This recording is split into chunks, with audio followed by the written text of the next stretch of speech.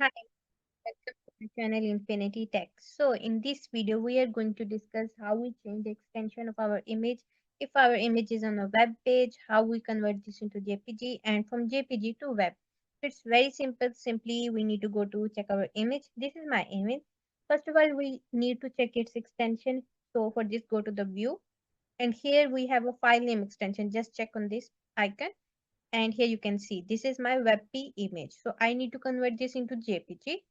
Simply click on this image and then rename button. Here we need to rename it and we need to just simply rename the extension from web to JPG.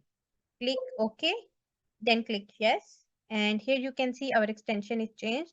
Now we go to the properties and verify that our extension is changed on it. Click on the properties and here you can see now our image is in JPG format.